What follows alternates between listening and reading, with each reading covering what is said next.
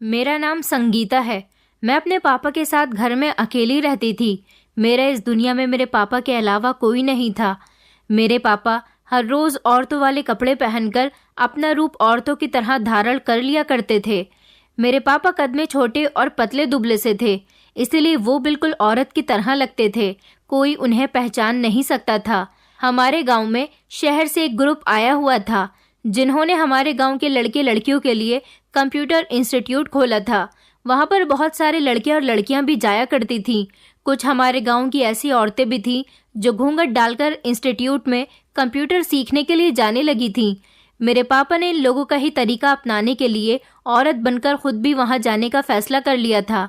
मेरे पापा का कहना था कि मुझे कंप्यूटर में इंटरेस्ट है, इसलिए कंप्यूटर सीखना चाहता हूँ। हालांकि मेरे पापा अंगूठा छाप थे, उन्होंने बिल्कुल भी पढ़ाई नहीं की हुई थी, तो फिर वो कंप्यूटर कैसे चला सकते थे। वहां पर पापा औरतों के बीच बैठा करते थे। कंप्यूटर इंस्टीट्यूट में मेल और फीमेल दोनों ही कंप्यूटर सिखाया करते थे। कंप्यूटर सीखने की उम्र तो मेरी थी, मगर अपनी बेटी को कंप्यूटर सिखाने के बजाय मेरे पापा खुद ही कंप्यूटर इंस्टीट्यूट जा रहे थे। मैं पापा को मना किया करती थी कि ये गलत बात है। अगर वहां पर आपको किसी ने पहचान लिया तो बहुत बड़ी गड़बड़ी हो जाएगी। सारे गांव में इस तरह से आपकी बेइज्जती भी हो सकती है, और अगर गांव के लोगों को पता चल गया कि आप औरत का रूप धारण करके इंस्टीट्यूट में कंप्यूटर सीखने के लिए जा रहे हो, तो वहां पर आपकी बेइज्जती होने के साथ साथ सारे लोग आपकी मजाक भी बनाएंगे। ये अच्छी बात नहीं कि आप औरत बनकर वहां पर जाओ। आप अपनी असली पहचान के साथ भी तो कंप्यूटर सीखने के लिए जा सकते हो। आखिर लोगों को धोखे में रखने से आपका क्या फायदा होगा। झूठ बोलना पाप है, और इस बात से भगवान भी नाराज होता है। मैंने सुना था कि औरतों के लिए फीमेल टीचर है और मर्दों के लिए मेल टीचर है, मगर मेरे पापा जबकि औरत का रूप धारण किया करते थे, इसलिए उनका सामना औरत से ही होता था। न सिर्फ वो वहां पर औरतों पर अपनी नजर रखते थे, बल्कि उनके बीच में बैठते भी थे। और वैसे भी वो इंस्टीट्यूट बहुत छोटा था, इसलिए वहां पर आने वाले लोग ज्यादा थे। वहां की औरतें करीब करीब ही बैठा करती थीं, इसलिए औरत से औरत का टकराव होना तो जाहिर सी बात थी। और इस हिसाब से मेरे पापा बहुत बड़ी गलती कर रहे थे। मेरे पापा के पास पैसे भी नहीं थे। उन्होंने अपना मोबाइल बेचकर इंस्टीट्यूट में पैसे जमा किए थे। मुझे अपने पापा की इस हरकत पर बड़ी हैरानी हुई थी कि आखिर उन्हें इतना भी क्या शौक जाग रहा था कंप्यूटर सीखने का। ये शौक सच में कंप्यूटर सीखने का था या फिर औरतों के बीच बैठने का था, मुझे तो कुछ समझ नहीं आ रहा था। मेरे पापा मेरी कोई बात नहीं मानते थे। मैं अगर उनको कुछ समझाती भी थी तो वो मेरी बात समझने के बजाय उल्टा मुझे ही डांट दिया करते थे और गुस्सा करने लग जाते थे। मुझसे कहते कि खबरदार, अगर तुमने मेरी कोई भी जासूसी या मेरे ऊपर नजर रखने की कोशिश की तो अच्छा नहीं होगा। अगर तुमने दोबारा ऐसा किया तो मैं तुम्हारा लिहाज भूल जाऊंगा कि तुम मेरी बेटी हो, और तुमसे कभी बात भी नहीं करूंगा। पापा की ये बात सुनकर तो मैं बहुत परेशान हो गई थी, और तो और मैं उनसे नाराज भी हो गई थी।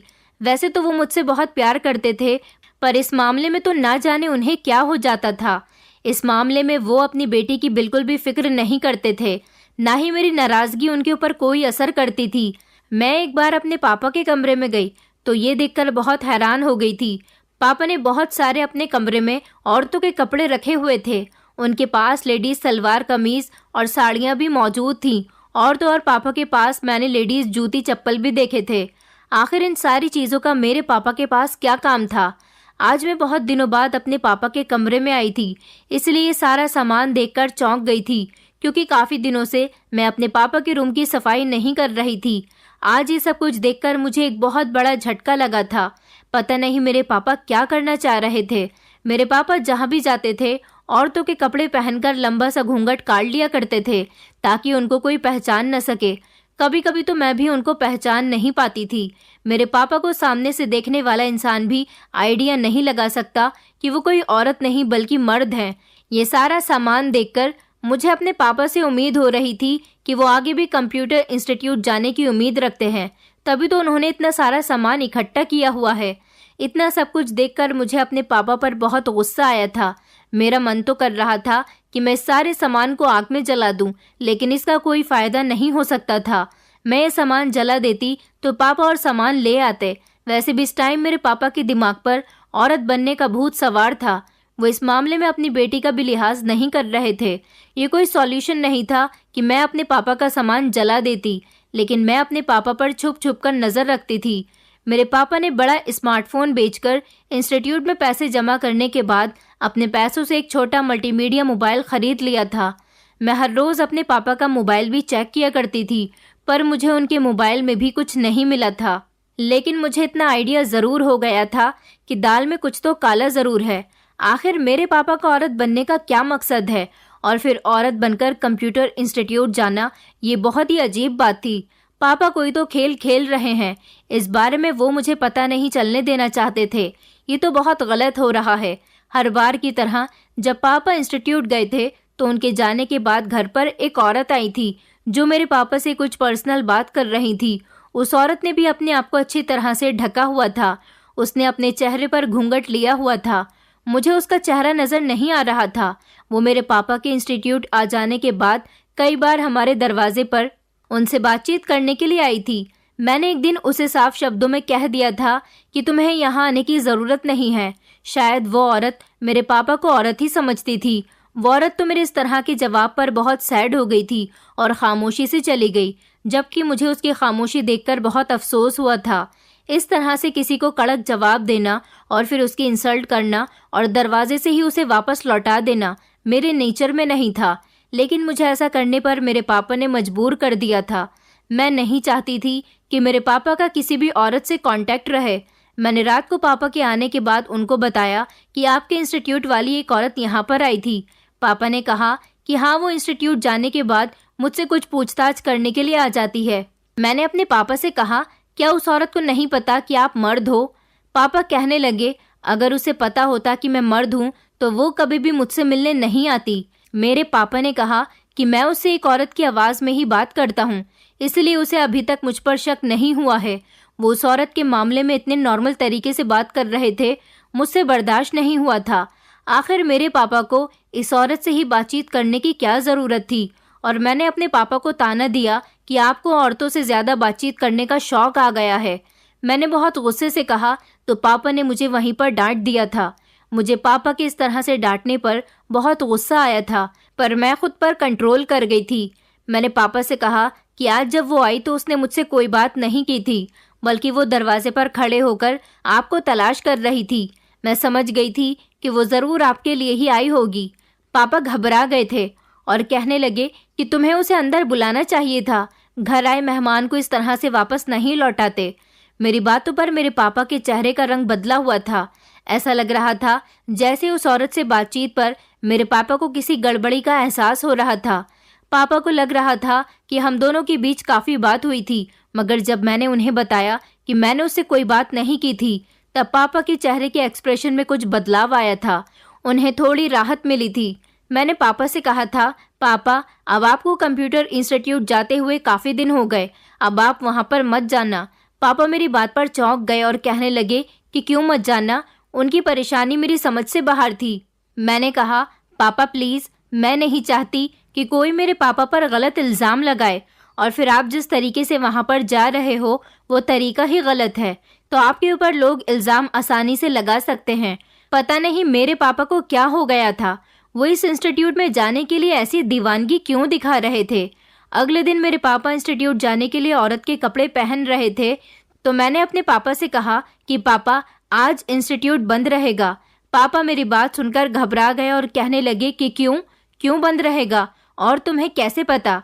मैंने पापा से कहा कि वो जो औरत आती है ना आपके पीछे पीछे हर रोज़, आज वो आई थी तो उसने मुझे बताया था।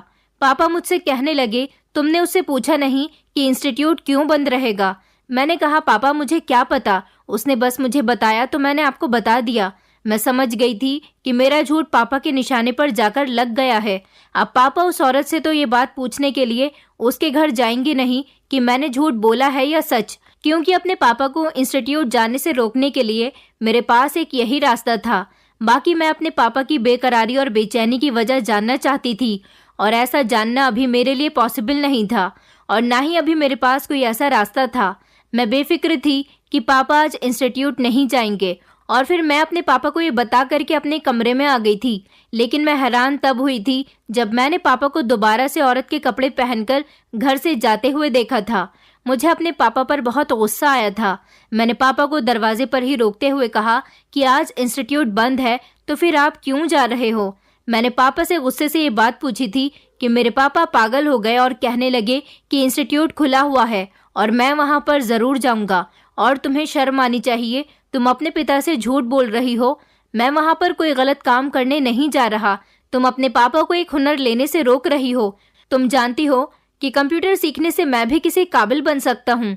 पापा की बात सुनकर मैं दंग रह गई थी। मैंने उनसे कहा कि इस उम्र में कंप्यूटर सीखने से आप किसी काबिल नहीं बन सकते, बल्कि आप वहां पर जाने का तरीका गलत इस्तेमाल कर रहे हो। इस तरह से तो आप पकड़े जा सकते हो। अगर आपको वहां पर जाना ही है तो आप अपनी असली पहचान में जाओ। मेरी बातों का असर तो मेरे पापा पर नहीं होता था। उन्होंने लेडीज चप्पलें पहन ली थी जो उनके पैरों में आ भी नहीं रही थी और फिर वो घर से निकल गए कंप्यूटर सीखने के लिए। मेरा दिल रोने लगा और गुस्से से मेरा बीपी हाई हो रहा था। सिर्फ इतना ही नहीं था, मेरे पापा औरतों के कंप्यूटर इंस्टीट्यूट क्लास में जाकर ना जाने क्या सीखते थे कि इंस्टीट्यूट क्लास में जाकर पूरे एक दिन तक औरत के रूप में रहकर अपने चेहरे पर घूंघट भी ढके रहते थे और मुझसे बातें भी इशारों में करते थे। मुझे ऐसा लगता था जैसे कि ये मेरे पापा ना हो बल्कि कोई और है, लेकिन ये कपड़े वही होते थे जो मेरे पापा इंस्टीट्यूट पहनकर जाते थे। कभी कभी मुझे अपने पापा पर शक होता था। जैसे तैसे दिन गुजर रहे थे और मैं अपनी आंखों से खुद देखना चाहती थी कि आखिर कंप्यूटर क्लास में ऐसा क्या था जिसकी वजह से मेरे पापा इस कंप्यूटर इंस्टीट्यूट में जाते थे। इस रात से पर्दा तो अब इस इंस्टीट्यूट में जाकर ही उठ सकता था। अगली बार फिर से वही घूंघट वाली औरत मेरे पापा से बात करने के लिए आई तो मैंने उससे अपने पुराने बिहेवियर के बारे में माफ़ी मांगी थी। उसने गर्दन हिलाकर मेरी माफ़ी को एक्सेप्ट कर लिया था। मेरे पापा उस समय घर में मौजूद नहीं थे। मैंने उसको बता दिया और फिर वो वहाँ से चली गई थी। वो औरत वहाँ से चली गई तो मैं भी वापस घर के अंदर आ गई थी। अब तो मुझे शक होने लगा था कि ज़रूर उस इंस्टीट्यूट में ही कुछ गड़बड़ है और फिर मैं आज तक ये भी नहीं समझ पाई थी कि आखिर ये औरत कौन है और ये मेरे पापा से क्या बात करने के लिए आती है। मैं अगले दिन का इंतज़ार करने लगी थी। अगले दिन फिर से शाम के 4 बजे मेरे पापा इंस्टीट्यूट जाने के लिए तैयार होने लगे थे। मैं भी अपने पापा के पीछे पीछे सर पर दुपट्टा ओढ़कर निकल गई थी और मैंने अपना चेहरा छुपा लिया था ताकि मुझे मेरे पापा पहचान न सकें। और इंस्टीट्यूट में अपने पापा के 10 मिनट बाद अंदर गई थी। उसके बाद मैं औरतों की क्लास में बैठ गई थी क्योंकि मैंने उसी क्लास की तरफ अपने पापा को जाते हुए देखा था। मैं वहाँ पर खाली सीट देखकर बैठ गई थी और अभी मुझे यहाँ पर बैठे हुए 5 मिनट ही हुए थे, तभी अचानक क्लास की सारी औरतें और लड़कियाँ उठकर खड़ी हो गई थी। वहाँ पर इंस्टीट्यूट की टीचर आई थी जो कि बहुत खूबसूरत थी।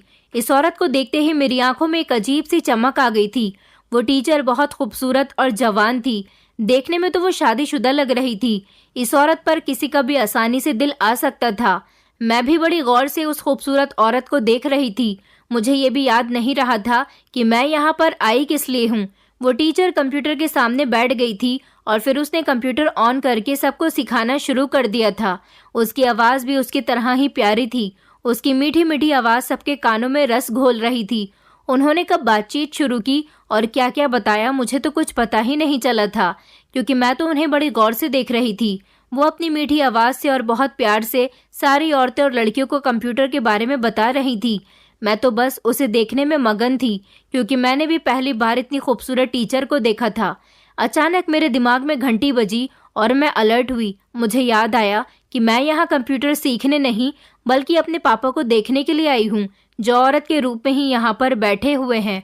तभी मैं हड़बड़ाकर सीधी हुई थी और मैं चारों तरफ नज़र दौड़ाने लगी थी। उस क्लास में काफ़ी सारे लड़के लड़कियाँ और औरतें बैठी हुई थी। मुझे पापा कहीं भी नज़र नहीं आ रहे थे। मैंने थोड़ा ऊंचा होकर देखा तो मैंने टीचर के दाएं तरफ देखा तो ये देखकर मेरा दिल धक्सा हो गया था कि मेरे पापा तो टीचर के सामने वाली सीट पर ही बैठे हुए थे। पापा के चेहरे का रुख भी उस टीचर की तरफ ही था। पापा के इतने आगे बैठने पर मुझे आइडिया हो गया था कि पापा उस औरत की तरफ दिलो जान से ध्यान दे रहे थे। मेरे दिल में अजीब अजीब तरह के ख्याल आने लगे थे जिसे सोचते हुए मेरा दिल अजीब होने लगा था और मैं समझ गई थी कि मेरे पापा यहाँ पर इस औरत की वजह से आते हैं जाहिर सी बात है, जब मैं एक लड़की होकर इस औरत की खूबसूरती में खो गई थी, तो फिर मेरे पापा तो एक मर्द हैं। मेरा दिल अचानक से पापा की इस हरकत पर दुखने लगा था। मेरे पापा इतने कमज़ोर कैरेक्टर के थे कि वो भूल चुके थे कि उनकी एक जवान बेटी भी है। ये बात मेरे लिए बहुत तकलीफ दे थी। अगर इस टीचर को या फिर किसी को इस बारे में पता चल जाता कि औरत के रूप में मर्द यानी मेरे पापा बैठे हुए हैं, तो क्या होता। मेरा वहाँ पर बैठने का बहुत दिल कर रहा था, लेकिन मेरा दिल अचानक से अपने पापा की तरफ देखकर हर चीज़ से हट गया था। मुझे अपने पापा पर गुस्सा आ रहा था, इसलिए मैं खामोशी से पीछे के दरवाजे से बाहर आ गई थी। मैं जल्दी जल्दी चलते हुए अपने घर गई थी। मुझे बहुत दुख हुआ था कि पापा ऐसी हरकत कैसे कर सकते थे। पापा को अपनी जवान बेटी का भी ख्याल नहीं आया था। 1 घंटा और गुजर गया तो पापा घर पर आ गए थे और हर बार की तरह उन्होंने ना घूंघट हटाया और ना ही अपने कपड़े चेंज किए और बिल्कुल वैसे रहे जैसे इंस्टीट्यूट जाया करते थे। मुझे अपने पापा की तरफ देखकर गुस्सा आने लगा था, क्योंकि अब मैं उनकी हरकतों को अच्छी तरह से जान गई थी कि वो उस खूबसूरत टीचर के लिए ही वहाँ पर जाया करते थे। मैं सब कुछ समझ गई थी कि आखिर मामला यही है। यही वजह थी कि मेरे पापा इंस्टीट्यूट में पाबंदी से जाया करते थे और वहाँ पर उन्हें उस औरत को देखना होता था। मैं गुस्से से सब कुछ बर्दाश्त करने लगी थी, लेकिन पूरे 1 दिन का अपने पापा का चेहरा छुपाने का और बात ना करने का अंदाज मेरी कुछ समझ नहीं आता था। ऐसा भी क्या था कि पापा घर में भी औरतों का रूप धारण किए हुए ही रहते थे और मुझसे बात तक नहीं करते थे, बल्कि अकेले घर में भी अपने सर पर घूंघट डालकर रहते थे। अगर कुछ पूछो भी तो इशारे में जवाब दिया करते थे। मैं इस बात से सख्त तंग आ चुकी थी। मुझे रह रहकर अपने पापा पर गुस्सा आता था और ये गुस्सा आज के दिन के बाद और ज्यादा बढ़ गया था। मैं खामोशी से ये सारा तमाशा बर्दाश्त करने लगी थी। पापा तो इंस्टीट्यूट की बुक हाथ में लेकर सोफे पर बैठे रहते थे। कभी कभी मुझे लगता भी था कि पापा मुझे देख रहे हैं, लेकिन जब मैं उन्हें देखती तो मुझे कुछ पता ही नहीं लगता था, क्योंकि उनका चेहरा तो घूंघट से ढका हुआ होता था। पहले कमरे में खाया करते थे। मेरा सब्र अब जवाब दे रहा था, क्योंकि मुझे ये सब कुछ बर्दाश्त करते हुए अब बहुत समय हो गया था। एक दिन मैंने ठान लिया था कि मैं अपने पापा का चेहरा खोलकर उनसे कहूँगी कि अपने कपड़े बदल कर आओ और मेरे साथ नॉर्मल बिहेव करो। इसलिए मैंने ऐसा ही कहा। मैं अपने पापा के पास गई और उनसे कहने लगी कि अपना चेहरा खोलो और ये सब भी उतारो जो पहन रखा है। पर पापा पर तो कोई फर्क ही नहीं पड़ता था। ऐसा लगता था जैसे वो मेरी बात को एक कान से सुनकर दूसरे कान को निकालते हैं। जब मैं और ज्यादा गुस्सा होने लगी और कहने लगी कि बस अब बहुत हो गया ये सब नाटक, अब तो आप अपनी कंप्यूटर क्लास से आ चुके हो, तो अब आप ये औरतों वाले कपड़े घर में क्यों पहने हुए हो और ना बोलने का रिएक्शन क्यों करते हो? जिसके लिए आप ये सब नाटक करते हो, मैं उसकी हकीकत भी जान चुकी हूँ। अब आपको मेरे सामने ज्यादा नाटक करने की जरूरत नहीं है। मैं बहुत गुस्से से अपने पापा से बात कर रही थी। मेरे पापा मेरी बात को नजरअंदाज करते हुए अपने कमरे की तरफ जाने लगे थे। मुझे इस तरह से पापा का मेरी बात को इग्नोर करना बहुत बुरा लगा था और मैंने फैसला कर लिया कि मैं अब अपने पापा का सारा सच जानकर ही रहूंगी और उनका चेहरा भी खोलकर रहूंगी। आखिर इस घूंघट की वजह क्या है और वो हफ्ते में एक बार ऐसा क्यों करते हैं कि इंस्टीट्यूट से आने के बाद वो कपड़े भी नहीं बदलते और मुझसे बात भी नहीं करते। रात के समय जब पापा किचन में अपने लिए खाना लेने आए तो मैं फौरन ही उनके कमरे में जाकर बेड के नीचे छुप गई थी। मुझे यकीन था कि खाना खाते समय तो पापा जरूर अपने चेहरे से घूंघट को हटाएंगे और ऐसा ही हुआ। पापा ने जैसे ही दुपट्टे का घूंघट हटाया तो उनको देखकर मेरी आंखें फटी की फटी रह गई थी। मेरी आंखों ने ये क्या देख लिया था? मुझे तो अपनी आंखों पर विश्वास ही नहीं हो रहा था। मैंने क्या देखा? मैं बस इतना जानती थी जो मैंने देखा वो मुझे नहीं देखना चाहिए था। मैंने अपने साथ बहुत गलत किया। मेरे पैरों तले से जमीन निकल चुकी थी। मुझे ऐसा लग रहा था जैसे मेरा दम घुटने लगा है, क्योंकि घूंघट में मेरे पापा। मेरी उम्र 19 साल है। मैंने अपनी जिंदगी बिना माँ के गुजारी थी। मुझे मेरे पापा ने ही पाल पोस कर बड़ा किया था। जब मैं बहुत छोटी थी तब मेरी मम्मी मुझे इस दुनिया से छोड़कर चली गई थी। मैं अपना इंटर कंप्लीट कर चुकी थी और अब मेरा आगे पढ़ने का कोई इरादा नहीं है, क्योंकि मेरे घर में कोई औरत नहीं है, इसलिए मुझे घर को भी संभालना होता था। मैंने अपने किसी रिश्तेदार को नहीं देखा था। सुना था कि मेरे कुछ रिश्तेदार हैं, लेकिन मेरे पापा हमें उनसे मिलने नहीं देते थे। मैं हमेशा अपनी मम्मी पापा की शादी की फ़ोटो देखकर उसे प्यार करती रहती हूँ और हर दिन अपनी मम्मी को याद करती हूँ। लेकिन पापा ने जब से कंप्यूटर इंस्टीट्यूट जाना शुरू किया तब से तो मेरी पूरी जिंदगी बदलकर ही रह गई थी। मेरे जो पापा मुझसे इतना प्यार किया करते थे, कंप्यूटर इंस्टीट्यूट जाने के बाद उनका सारा ध्यान वहीं पर ही लगने लगा था। ऐसा लगता था जैसे वो अपनी बेटी को दिन ब दिन भूलते चले जा रहे हैं। मेरे पापा ने मुझे बताया था कि तुम्हारी मम्मी गरीब परिवार की थी और मेरे नाना जी मजदूर इंसान थे जो सिर्फ इतना ही पैसा कमाते थे जिससे उनके घर का गुजारा हो रहा था। मेरे नाना जी का कोई बेटा नहीं था, सिर्फ 2 बेटियां ही थी। गरीबी भरे हालात में मेरे नाना जी को लगता था कि वो अपनी 2 जवान बेटियों का दहेज किस तरह से बनाएंगे और किस तरह से उनकी शादी करेंगे, कैसे इज्जत से उन्हें उनकी ससुराल का करेंगे। बढ़ती हुई महंगाई से मेरे नाना जी बहुत ज़्यादा परेशान रहने लगे थे और गरीबी से तंग आकर मेरी नानी जी ने गांव के सरपंच की हवेली में काम करना शुरू कर दिया था। वो उस हवेली में दिन रात काम करती थी और इस तरह से उन्होंने अपनी बेटियों की शादी के लिए कुछ पैसे इकट्ठे कर लिए थे। उन्हें सरपंच जी की पूरी हवेली की साफ सफाई करनी होती थी, जिसमें मेरी बूढ़ी नानी थक जाया करती थी। सरपंच के 3 बेटे थे। उनका सबसे छोटा बेटा, जिसका नाम संदीप था, मेरी मम्मी की छोटी बहन की शादी उनकी खूबसूरती की वजह से जल्दी ही हो गई थी। जैसे तैसे मेरे नाना नानी ने पहले अपनी छोटी बेटी की शादी कर दी थी और अब शादी के लिए मेरी मम्मी बची थी। वैसे तो मेरी मम्मी भी जवान थी, मगर वो मेरी मासी से कम खूबसूरत थी। देखने वाले कहते थे कि उनकी सबसे छोटी बेटी ज़्यादा खूबसूरत है। हालांकि बड़ी बेटी भी खूबसूरत है, लेकिन छोटी बेटी के मुकाबले थोड़ी कम है। मेरी मम्मी घर में सिलाई किया करती थी। मेरी मम्मी बहुत सीधी सादी और बहुत भोली भाली औरत थी, जिन्होंने कभी किसी मर्द को नज़र तक उठाकर नहीं देखा था। मेरी मम्मी के कई रिश्ते आए थे जो कि बहुत गरीब लोगों के यहाँ से आए थे, लेकिन मेरी नानी का कहना था कि वो अपनी बेटी की शादी गरीब परिवार में नहीं करेंगी, क्योंकि एक तो पहले से ही उन्होंने इतने मुश्किल वक्त गुजारे थे।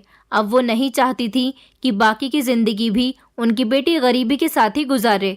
काफ़ी सारे रिश्ते ऐसे थे जो मेरी मम्मी को भी पसंद नहीं आए थे। एक दिन नानी की तबीयत कुछ ख़राब थी, इसलिए वो मेरी मम्मी को सरपंच जी की हवेली पर ले गईं साफ सफाई का काम करने के लिए। बाकी का कुछ काम अगर नानी से नहीं होता तो वो मेरी मम्मी कर लिया करती थी। सरपंच जी की हवेली में अब नानी की जगह मम्मी काम करने लगी थी। हवेली में झाड़ू पोछा करना, सबके कमरों की सफाई लगाना और खाना बनाना वगैरह वगैरह। जिन दिनों मेरी मम्मी हवेली में काम कर रही थी, उन दिनों सरपंच का सबसे छोटा बेटा संदीप दोस्तों के साथ कहीं घूमने गया हुआ था। वो उस दिन ही घर पर आया था और घूमने के दौरान उसका एक्सीडेंट हो गया था। उसकी एक टांग की हड्डी फ्रैक्चर हो गई थी, इसलिए डॉक्टर ने आराम बताया था। सरपंच जी का सबसे छोटा बेटा संदीप कोई और नहीं, वो मेरे पापा ही थे। मेरे पापा ने जब से इस घबराई हुई लड़की को अपने घर में देखा तो उनकी नज़र उस पर ही रहने लगी थी, क्योंकि उन्होंने पहली बार इस नौकरानी को अपने घर में देखा था। उनको देखते ही उन्होंने पहली नज़र में उसे पसंद कर लिया था और फिर मेरे पापा की नज़रें बार बार पूरी हवेली में मम्मी को ही तलाश कर रही थी। मालकिन ने मेरी मम्मी से मेरे पापा के कमरे में हल्दी वाला दूध ले जाने के लिए कहा था। वो नई नई थी, इसलिए मेरे पापा के कमरे में जाने से घबरा रही थी। वो पापा के कमरे में जाने से थोड़ा उलझ रही थी, पर नानी ने उन्हें समझाया कि छोटे मालिक बहुत अच्छे इंसान हैं, तुम दूध रखकर वापस आ जाना। मम्मी जब पापा के कमरे में हल्दी वाला दूध लेकर गईं तो पापा उन्हें लगातार देख रहे थे। मेरे पापा ने मेरी दादी से कहा कि उन्हें एक नौकरानी की ज़रूरत है जो कमरे में उनका ख्याल रखे। मेरी नानी की तबीयत खराब थी, इसलिए वो आराम आराम से काम कर रही थी। मेरी दादी ने मेरी मम्मी से कहा कि तुम चली जाओ, मेरे बेटे को अगर किसी काम की ज़रूरत हो तो उसका काम कर देना। मेरे पापा को किसी और नौकरानी की ज़रूरत नहीं, बल्कि मेरी मम्मी की ही ज़रूरत थी, क्योंकि वो समझ गए थे कि वही है जो इस घर में नई नौकरानी बनकर आई है और बाकी के सारे नौकर भी अपने अपने काम में लगे हुए थे। इसलिए मेरी दादी ने ये काम मेरी मम्मी को ही सौंप दिया था। मेरी मम्मी जब पापा के कमरे में गई तो उन्हें देखकर घबरा गई थी। उनसे पूछने लगी कि बताओ साहब, कौन सा काम है। पापा ने मम्मी को बैठने के लिए कह दिया था और कहा था कि तुम यहाँ सोफे पर बैठी रहो, अगर मुझे किसी काम की ज़रूरत होगी तो मैं तुम्हें बता दूंगा। पापा तो बिस्तर पर ही लेटे हुए थे, वो तो खड़े तक नहीं हो सकते थे, इसलिए मम्मी को भी यही लगा कि उनको उनकी सेवा करनी चाहिए। मम्मी सोफे पर बैठ गई थी और खाली बैठे बैठे वो बहुत परेशान हो गई थी। पापा ने धीरे धीरे मम्मी से बातचीत का सिलसिला शुरू किया और बातचीत करते हुए मम्मी के बारे में इंफॉर्मेशन निकालने लगे। उनका काम, उनका घर, उनकी फैमिली के बारे में और उनकी पढ़ाई लिखाई के बारे में। पापा ने सब कुछ मम्मी से बातों बातों में पूछ लिया था। बात करने से पापा को अंदाजा हो गया था कि मम्मी बहुत भोली हैं, वो ज्यादा बाहर की दुनिया को नहीं जानती। रात के समय मम्मी नानी के साथ अपने घर वापस चली गई थी। मेरे पापा को मम्मी बहुत पसंद आई थी। पापा अगले दिन के लिए मम्मी का बेचैनी से इंतजार करने लगे थे, पर दूसरी सुबह मम्मी नहीं आई थी। नानी की तबीयत बेहतर हुई तो वो अकेली ही काम पर आ गई थी। जब नानी पापा के कमरे की सफाई करने के लिए गई तो बातों बातों में पापा ने नानी से पूछा था कि वो जो नई नौकरानी आई है, आज वो काम पर नहीं आई क्या? पापा को इस बारे में नहीं पता था कि वो नई नौकरानी मेरी नानी की ही बेटी है, इसलिए उन्होंने बड़ी बेचैनी के साथ नानी से पूछा था। पापा की बात सुनकर नानी चौंक गई और कहने लगी, छोटे साहब, वो मेरी ही बेटी है। पापा बुरी तरह घबरा गए और उसके बाद कुछ नहीं बोले। पापा समझ गए कि वो लड़की ये काम नहीं करती, वो सिर्फ अपनी माँ की जगह पर ये काम करने के लिए आई थी। मेरे पापा की टांग ठीक होने में 2 महीने लग गए थे। मेरे पापा पढ़े लिखे नहीं थे क्योंकि उन्होंने पढ़ाई पर कभी ध्यान ही नहीं दिया था। पापा ठीक हुए तो घर में उनकी शादी की बातें चलने लगी थी। मेरे पापा घर में सबसे छोटे थे। उनके 2 बड़े भाई और 2 बड़ी बहनें थीं। मेरे दादाजी तो गांव के सरपंच थे, इसलिए उनका गांव में बहुत नाम था। मेरे पापा के दोनों भाइयों की शादी हो चुकी थी और दोनों बुआ की भी। सिर्फ मेरे पापा ही बचे थे। मेरी दादी ने पापा के लिए गांव के ही एक जमींदार की बेटी को पसंद कर लिया था, लेकिन पापा ने इनकार कर दिया और कहा कि वो किसी और को पसंद करते हैं और शादी भी उसी से करना चाहते हैं। जब सबने उस लड़की के बारे में पूछा तो पापा ने बताया कि वो हमारे घर की नौकरानी की बेटी है। ये बात सुनते ही घर में एक हंगामा मच गया था और सबने इस रिश्ते से साफ इनकार कर दिया। मेरे पापा सबसे छोटे और जिद्दी बेटे थे, इसलिए उन्होंने कसम खा ली थी कि वो शादी करेंगे तो उसी लड़की से करेंगे। कोई भी उनकी ये जिद मानने के लिए तैयार नहीं था। मेरे पापा भी अपनी जिद पर कायम रहे और फिर फाइनली उनके परिवार वालों को मानना पड़ गया था। पापा के कहने पर मेरे दादा दादी नानी के घर रिश्ता लेकर चले गए थे। मेरी मम्मी को देखकर उन्होंने पापा के लिए पसंद तो कर लिया था, पर मेरी दादी और दादा को नानी का घर पसंद नहीं आया था। फिलहाल मेरे मम्मी पापा का रिश्ता हो गया और शादी भी सिंपल तरीके से हो गई थी, क्योंकि मेरे दादा नहीं चाहते थे कि गांव में लोगों को पता चले कि उनके बेटे की शादी उनकी ही घर की एक नौकरानी की बेटी से हो रही है। नाना नानी ने अपनी हैसियत के मुताबिक मम्मी को दहेज देना चाहा, मगर पापा ने लेने से साफ इनकार कर दिया था। शादी के बाद मेरी मम्मी के साथ घर वालों का बिहेवियर नौकरों से भी बदतर था और मम्मी उस घर में घुट घुट कर रह रही थी। जब ये बात मेरे पापा को पता चली तो वो मम्मी को लेकर अलग हो गए। सबको बहुत एतराज हुआ, झगड़ा भी हुआ, पर मेरे पापा ने किसी की एक न सुनी थी। शादी के 1 साल बाद मैं पैदा हो गई थी। जब मैं 2 साल की हुई तो मेरी मम्मी का चक्कर गांव के ही आदमी के साथ हो गया था। मेरे पापा तो काम में बिजी थे, इसलिए मेरे पापा को कुछ पता नहीं चला, जबकि उनके परिवार वालों को सब पता चल गया था और उन्होंने बहुत हंगामा किया था। मेरी मम्मी रो रही थी कि ऐसा कुछ नहीं है, लेकिन मेरी बुआ ने यकीन दिलाया कि वो आदमी मेरी मम्मी के लिए ही घर आता था। इसलिए मेरे पापा को भी बुआ की बातों पर यकीन आ गया था। पापा ने मम्मी के मुंह पर थप्पड़ मार दिया और उनको घर से निकालने लगे। मेरी मम्मी उन्हें यकीन दिलाने की कोशिश कर रही थी, पर पापा ने एक नहीं सुनी। मेरी मम्मी को पापा ने घर से निकाल दिया। मेरी बुआ ने पापा से मम्मी को डिवोर्स देने के लिए कहा था, पर पापा नहीं दे सके और मम्मी पापा के घर से निकलकर नानी के घर चली गई। मम्मी मुझे अपने साथ लेकर जाना चाहती थी, मगर पापा ने मुझे जाने नहीं दिया और ना ही मम्मी को मुझसे दोबारा मिलने दिया, और पापा ने मुझे अकेले ही पाल पोस कर बड़ा किया। मैं जैसे जैसे बड़ी हुई तो जो मेरी बुआ थी मुझे कभी पलटकर देखती नहीं थी। वो हमारे घर आने लगी और मुझे मेरी मम्मी की बुराइयां बताने लगी। उन्होंने मुझे बताया था कि तुम्हारी मम्मी किसी के साथ भाग गई थी, क्योंकि उस समय मैं छोटी थी और मुझे कुछ पता नहीं था। मेरे छोटे से दिमाग में उन्होंने ये बात डाल दी थी कि मेरी मम्मी ने मेरे पापा के साथ बेवफाई की थी।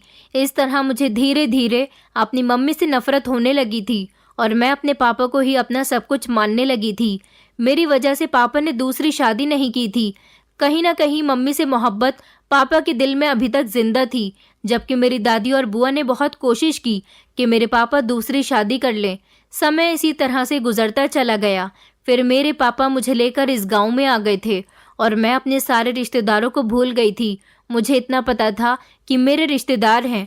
मेरे पापा ने हमारे किसी रिश्तेदार से कोई कांटेक्ट नहीं रखा। मैं बड़ी हो गई और मैंने अपने घर को संभाल लिया। सब कुछ बिल्कुल ठीक चल रहा था। बस जब से हमारे गांव में एक कंप्यूटर इंस्टीट्यूट खुला था, मेरे पापा की आदतें बदल गई थी। मैं जब से कंप्यूटर इंस्टीट्यूट गई थी, मैं तो समझती थी कि पापा वहां पर उस टीचर की वजह से जाते हैं, लेकिन अब जो मैंने देखा उसे देखकर तो मेरे पैरों तले से ज़मीन निकल गई थी, क्योंकि घूंघट में कोई और नहीं, मेरी मम्मी थी। मैंने अपनी मम्मी का फोटो देखा हुआ था। मैं उन्हें फटी फटी आंखों से देख रही थी। मैंने चिल्लाकर कहा कि आप यहाँ पर क्यों आई हो, तो वो रोते हुए मुझे अपने गले लगाने लगी। मैंने उन्हें खुद से दूर कर दिया और मैं रोते हुए अपने कमरे में बंद हो गई। मुझे समझ आया कि कपड़े चेंज क्यों नहीं होते थे, क्योंकि हर हफ्ते मेरे पापा की जगह मम्मी घर आती थी।